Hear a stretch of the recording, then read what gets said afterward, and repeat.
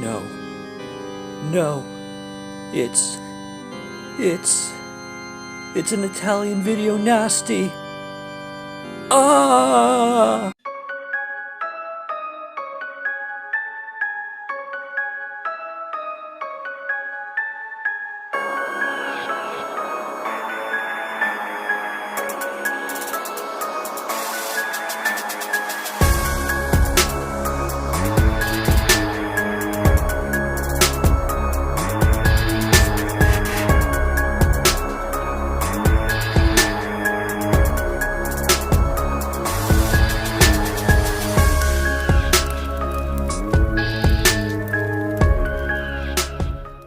What's going on, guys? Welcome to 31 Days of Horror. I am Morgan Film Fan. Let's jump into some scares. We've got Anthropophagous.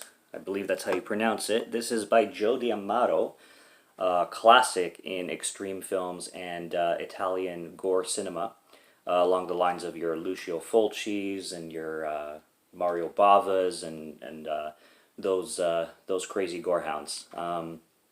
This, I believe, is put on the Video Nasties list.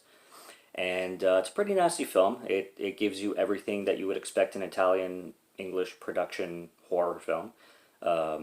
It's gore packed. It's like I said, I've wanted to watch it for a while. I went into it with high expectations, and did it live up to those high expectations? Kind of. It lived up to them enough. It's definitely what I was expecting for an Italian production, like I already said. But basically it's a typical story again. Just like Circus of the Dead, it was, like the story is pretty simple. It gets right into things. Slight pacing issues. I would say that, this film does take quite a bit of time to build up. There's a lot of exposition at the beginning, especially in the first act. It's just basically all exposition. Like, there's a lot of them exploring the island that they get to before, like, any of the really intense scenes start to go down.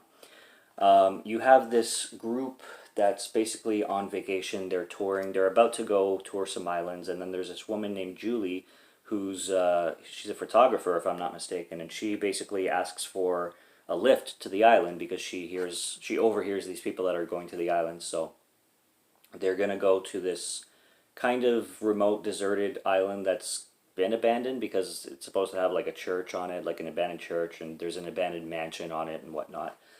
So they're exploring this island, and then they run into a lot of problems when they discover this girl in this barrel full of some kind of liquid. I don't know if it was wine or blood. Probably like blood and water or something like that. But she comes out of this bucket. She just comes out of it like totally distraught. She ends up slicing this guy because she's in a panic. She's obviously been put there by some sadistic person, which ends up being a sadistic cannibal, as we find out. This dude on the cover, he's the main villain and the only villain really throughout the film. And then it's just a story of survival and these people trying to deal with this horrific situation while trying to deal with each other at the same time, because there's some issues that go on between them with couples and cheating and stuff like that. But yeah, the film opens up with these, I believe, this German couple on a beach, and then the woman ends up going swimming while the guy's relaxing on the beach. And for some reason, this woman decides to swim off to a boat that seems abandoned, just like a little tiny rowboat kind of thing, which also looks like it has blood around it, from what I could tell. So I'm like, why is this woman going to investigate this boat that seems like it's surrounded with blood? Doesn't seem like the best idea in the world. But she ends up getting attacked by something, and then the guy on the beach also ends up getting attacked by some person, because it's a POV view, so you see the point of view and the guy breathing, but you don't see the person. So that's your first kill. He gets a nice big old cleaver in the head. And then that's where you're introduced to the rest of the characters. You have Alan and Maggie. Alan and Maggie, they're a couple who are expecting a child. And then you got this woman named Carol who's very much into tarot cards. And once she starts to read the tarot cards for Maggie, she starts to get very panicky and scared because of what the tarot cards reveal, and she starts to get these intuitions that maybe going to this island is not the best idea in the world, which it ends up not being. And you got Julie, the photographer, like I mentioned. And then you've got this guy named Danny, and I forget who he's with. I think it's, no, it's not Carol. Yeah. Actually, Danny is with Carol. Carol, the tarot card reader. So it's Danny and Carol, and then you got Julie on her own. And you also got this guy named Arnie that comes along with Alan as well, who's also on his own, I believe. And the woman in the bucket that I mentioned, her name is Rita, and Rita was an English woman who was kidnapped by this crazy guy and put there, kind of thing. The gore effects when they come around are great. There is one scene that these kind of films are famous for building up to. Like they usually in the third act build up to one extreme scene that automatically puts these films in the video nasties list. And I mean, the scene is horrific. I'm just gonna say that it involves a pregnant woman, Maggie. I'll leave it at that because I can't really talk about the exact details, especially on YouTube. But it's brutal. The gore is great. The cannibal is really creepy looking and acting. The way he breathes, you'll see like the fog coming out of his mouth, and just he's like every time he comes around. Rita ends up being blind too, so whenever he comes around, she keeps mentioning that she can smell him, not see him because she's blind, but she always knows when he's present because of the smell, and yeah, it's a lot of, like I said, it's a lot of exposition. It's a lot of exploring the island. The cinematography is really good, especially in one scene involving Alan going through this cave that's filled with a bunch of skulls. And some of the skulls are actually weirdly shaped, so they don't all look necessarily human. But the way the cave looks, the way he's going with like a torch, it's really well shot. It looks great. There's great organ music in this film, which I love. Organ music, especially tense gothic organ music. That's right up my alley. And then of course you have, like every Italian horror production pretty much has, is god awful dubbing. I cannot stand dubs, and that's the thing about these productions, these Italian horror productions, where I don't know what they do with the cast, and I don't know what they do with the script, because you have people speaking different languages. Some are speaking English, you can tell because the dubbing is matching, but then others don't match whatsoever.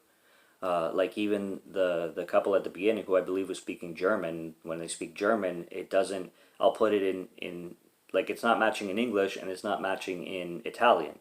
And there's scenes like that, you know, the dubbing won't match either. So it's like, what are they speaking? If they're not speaking English or Italian, what are they speaking? I think they just, like, there's the two things, I don't know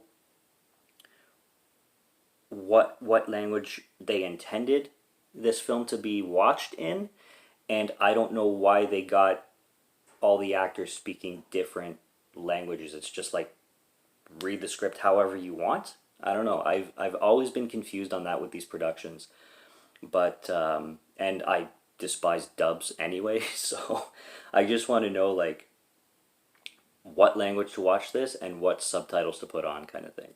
But I don't know if that's a nitpick or not, but it's definitely a pet peeve. I will say that. Other than that, the film is definitely what I expected it to be. A little bit slower than I expected it to be. A little bit less going on when it comes to the gore and the violence and the horrorness. I did expect a little more, but other than that, it's still a really great Italian horror production that definitely deserves a spot amongst, you know, the Lucio Fulci fans and the Mario Bava fans and what's the other guy? There's so many. Sergio Martino. There you go, Sergio Martino. This actually reminds me of one review that I have on the channel. One of the most extreme and horrific films I've seen, called Mountain of the Cannibal God, by Sergio Martino, if I'm not mistaken. That film's brutal. That film is one of the most brutal I've ever seen. I would say this film is tame compared to Mountain of the Cannibal God. Like I said, there's a review on the channel if you want to hear me talk about that one. But it's along those lines of type of film kind of thing. That's why I compare the two. But yeah, that's The Savage Island, or Anthropophagous. So it has both those names, or both those titles. But this one was released by Severin as Anthropophagous, and it's cool. It's cool if you like that type of film. Subscribe to Morgan Film Fan if you like to listen to my voice, or if you like my film reviews. I will be back with more. This is 31 Days of Horror. There's lots on the channel. So stay tuned for more and subscribe, and I will chat later. Take care and cheers.